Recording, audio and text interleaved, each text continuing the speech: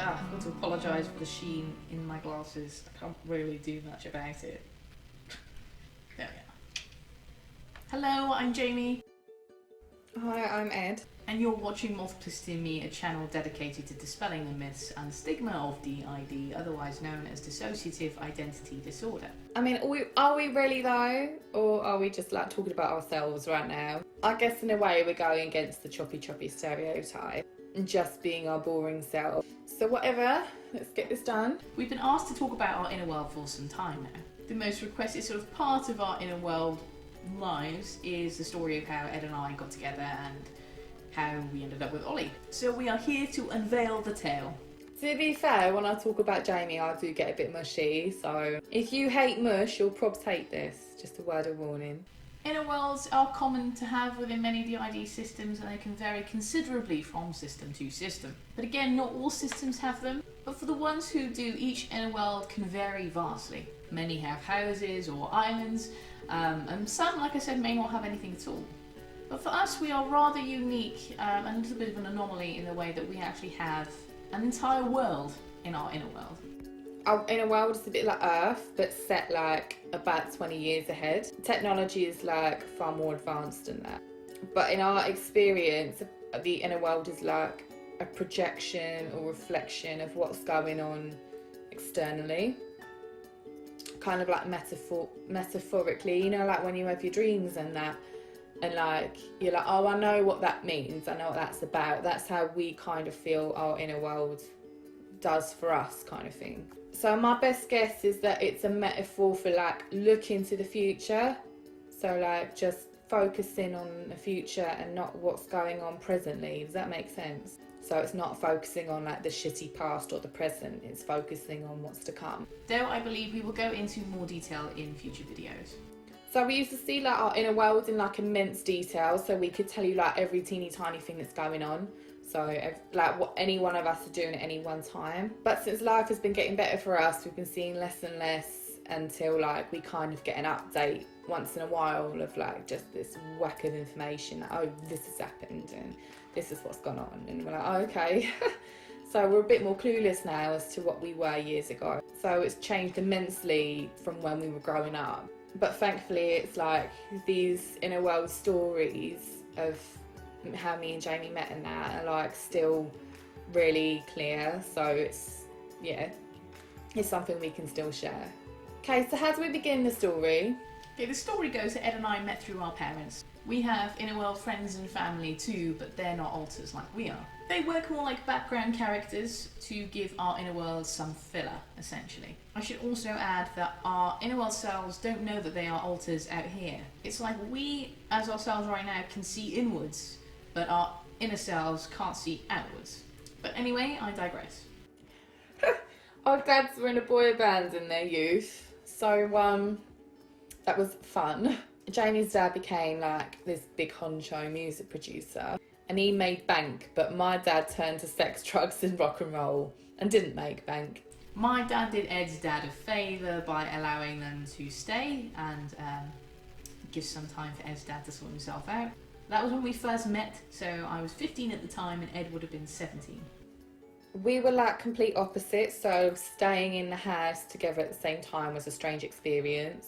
Obviously, I think that our inner world was doing that in a way for us to meet as parts, as alters. It gave us that kind of, you know, well, you'd never naturally end up in that situation. So I'm going to give you a scenario and you will meet and you will get to know each other. Forced living in together kind of thing.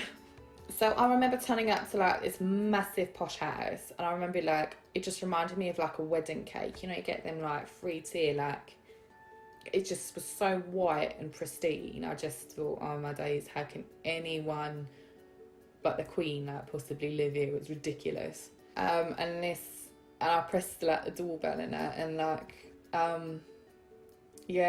this posh kid in a navy blazer turned up and opened the door and shook his hand out. I remember I held out my hand to him to say, how do you do? You know, and be polite. And he just looked at me with this glare as if to say, what the fuck are you doing? I thought he was the strangest creature. Like, I'd honestly never seen or met anyone like him before, so he completely intrigued me from the get-go. He had this crazy mess of black hair and black nail polish and eyeliner. I didn't know he was gay either. I had no idea of any of that. I was so preoccupied with the statement, I suppose, that was Ed, with this art piece that was him. I just didn't really put two and two together.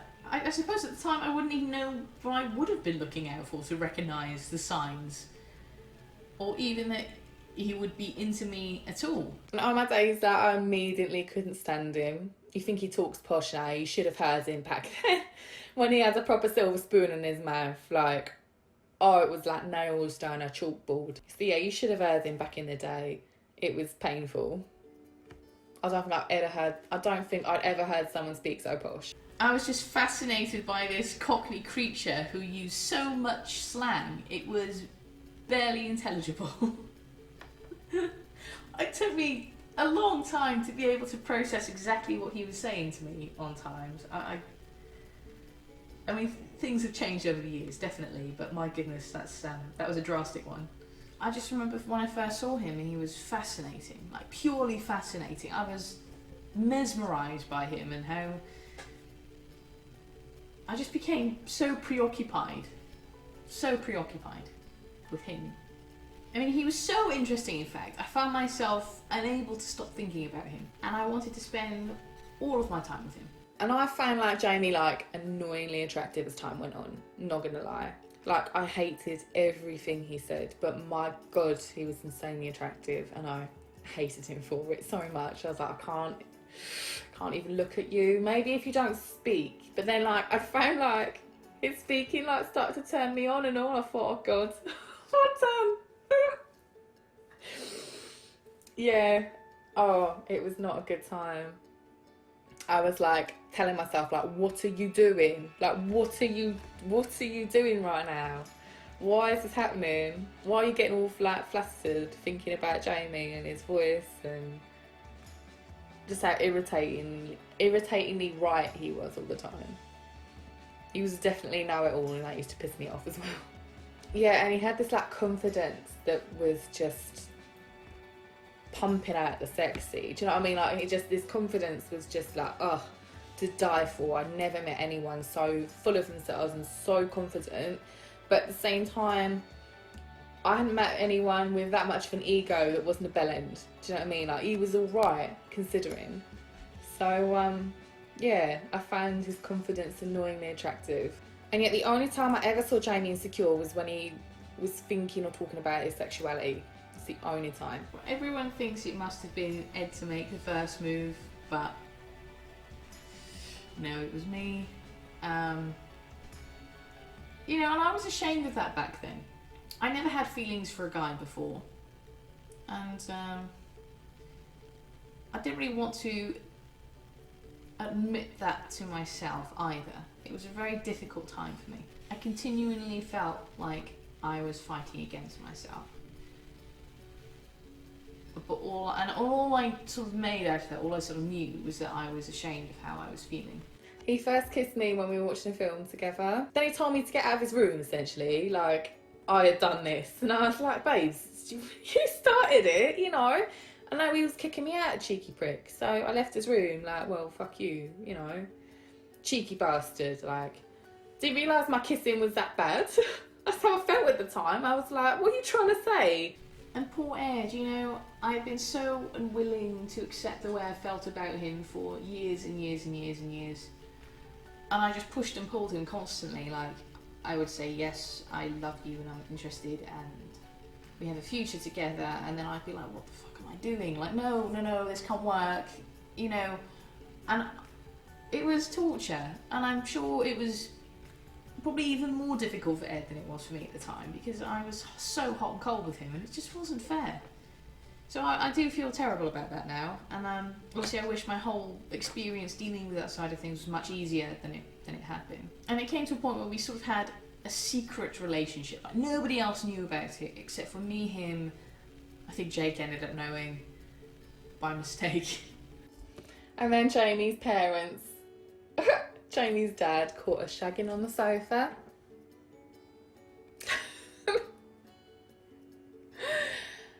Yeah, I mean, it was funny now looking back on it, but at the time, Jamie's dad just saw red. Like, he was so fucked off. Like, unbelievably so. Jamie was his golden boy, and apparently I tarnished that.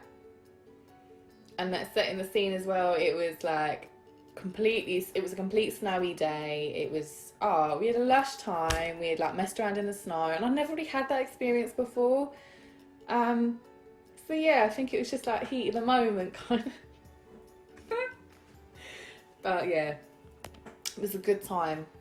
Things became worse as my parents received word that my ex-girlfriend in America had a child. Nevertheless, it happened, and Ollie was born. So yeah, my ex was putting him up for adoption because she couldn't cope, and so it sort of turned into this big legal battle to ensure that Ollie would stay with us, and I would be able to have him for myself and raise him in my family. And obviously with Ollie, like, in a real life situation, a posh tough boy like that ain't gonna have a kid at like 13 years old. Do you know what I mean? Obviously. But clearly again, it's like the brain's way of just making up this bollocks to fit a pattern, fit a story, and keep with that escapism, but at the same time get all the different parts to kind of meet and click together and say, no, you are a family. Do you know what I mean? An obvious disclaimer really that NOLs don't often necessarily make any sense. And that's the way I think our brain just sort of put some pieces together. Like, over the way you had a girlfriend that we didn't realise you had, we didn't really pay any attention to or notice until now, but you did, and now you have a child. So that's how it happened. After we found out about Ollie, Jamie basically asked me to do him a favour, essentially, in marrying. So we got married on the secret. I begged and begged and begged Ed to help me as a mate, as a jolly old chum, nothing more. I said to him, look, can you please just do me this favour, and then, Ollie will be with me, and you can divorce me the next day if you want. I don't care, but I just want like extra strength to say to the courts and everyone else that, I can raise him in a family, blah, blah, blah, blah, blah. And I kind of didn't want to see another kid in care, so I thought, well, why not? I'll do him a favour. At first I said no, because it would go against everything the LGBT community has fought for, and I was like, no. So even though my first reaction was like, fuck off because you're ruining the sanctity of marriage, I sort of got broken down to think, actually, I'm punching well above my weight here, having Jamie on my arm, so I'm going to take the opportunity, so I did. I sat back and thought about it, and I thought, well, I really like this boy, I proper do, and I like this little boy as well, I like my Jamie boy, and I like Ollie, and I thought, well, even if it's just one day where I can call a guy like that my husband, I can say I married someone like that, I married this intelligent, gorgeous guy, then why not? It's worth it. Even if we divorce the next day, which is kind of what Jamie ascertained to, is like, look, do me this favour, we can divorce tomorrow. I really appreciate it. Thanks, mate. So we did just that, essentially. So we got married, got together, all flash, all hush-hush. My mum was so upset when she found out I'd done this. I had invited her, and I was like, Mum, we just literally just put the pen on the paper, like it was nothing, and I don't even feel that way about Ed. It was just, he did me a favour, and I don't have anyone else to ask, and so it was those kinds of questions, those kinds of excuses that I made for myself. But to be fair, it's been like the best decision obviously I ever made, and we're still together all these years later. We've been, say, on and off together before we got married for it's coming up 14 years now, so it's a long time to put up with someone for, do like a pretend marriage or whatever. But no, Jamie's accepted himself now, and the people that were in his life that weren't comfortable without are gone, and he's just all run happier, and he's accepted that now, and I love our relationship. I can't even begin to tell you how amazing it is, and it makes up for all them shitty years that Jamie was just toing and throwing with me like a ping pong ball. So But I get it. It must be difficult because I never ever had an issue. Like my dad was proper accepting, but Jamie's wasn't. Do you know what I mean? So we came from a totally different side. So when Jamie came out as bi, all them years later, he'd already bloody married me. You know, he talked to his mum, and she was like, "Well, hooray!" You know what I mean? Like, obviously. I didn't feel comfortable coming out until I was about 22, maybe 23. I wasn't comfortable as identifying as bisexual. It took me a long time to rid the guilt, and I think there are times that I still feel a little bit guilty. It was such a thing in my family to, well, from my dad's perspective, to be the golden child and to raise a family and be with a princess or a duchess or somebody, you know, extravagant, and I just never did. I ended up obviously with this common as much Cockney that I love more than anything, and I could never imagine my life without him, not at all. And like for all them years, all that time, we were kind of on and off in our relationship. So right up until Jamie was like 20, I think he was like 22, 23, something like that, he wasn't comfortable with his sexuality. So he never I don't think he ever once called me his boyfriend, not once in the time we were together. I think I heard partner maybe a couple of times, but never anything more than that. I eventually got used to the idea then that we'd be together forever. I wanted to, and I was just, with all my heart, I was just so afraid of what the rest of the world would think. Everything we did was hush-hush, and it was, you know, I couldn't hold his hand in public, we couldn't do any of that. He was so afraid of the public perception, because that was kind of the way he'd been brought up, is that this public perception matters more than anything else in the world. So he was like terrified. So sometimes to even be seen with me, because I think people would naturally think that we were together, even if there was no romancy-pantsy stuff going on. So he found that a proper difficult experience, I guess. Everyone describes us as chalk and cheese, like yin and yang. We are so polar opposite from one another, and yet we can't get enough of each other. In a world, you will never sort of see us apart. It's, you know, even our friends, if we're one without the other, it's always, you know, where's your other half? And it is generally your other half, because we make each other whole. And I think that's my best description. He is my soulmate, I get that, but I wouldn't change him for the world, not one bit. And I think he helped me as much as I helped him. I think Ed took me down a notch, because I was very much the golden boy, and I believed that wholeheartedly. I didn't really think that there was anyone on this earth that was good enough or perfect as I am. Do you know what I mean? I genuinely believe that. It was instilled in me as a kid, and I would never look at anyone else and think that you were even close, that you can even hold a candle to me, you know. And Ed taught me, actually, do you know what? There's more to life than that. And actually, this person, this random Joe Blogs, is just as important as you are. The dustman and binman on the street, they're just as important as the doctors in hospital. Do you know what I mean? People are people. And Ed taught me to appreciate that no matter your class or no matter your background, you are equally as human. That's why I think we're like yin and yang. We balance each other out. Exactly like that.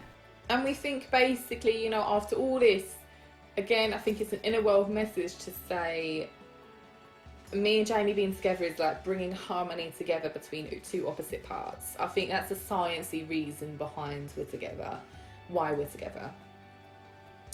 But do I think it changes anything or the way I feel about him? Absolutely not. And I would say 100% that my feelings for Jamie are genuine, and I know his are for me as well. I'd like to think so. I get so paranoid about it. Like, oh my god, tomorrow's the day he's going to leave me. Today's the day he's going to pack his bags and go. He can't deal with me no more. But I'm grateful every day that I'm with him, and I have this amazing family. And I think it's just going through strength to strength. So, yeah, well happy. But even so, I wouldn't change the story of Ed and I for the world. It was a wild ride. And, yeah, I thank my lucky stars every day that we were made for each other, quite literally.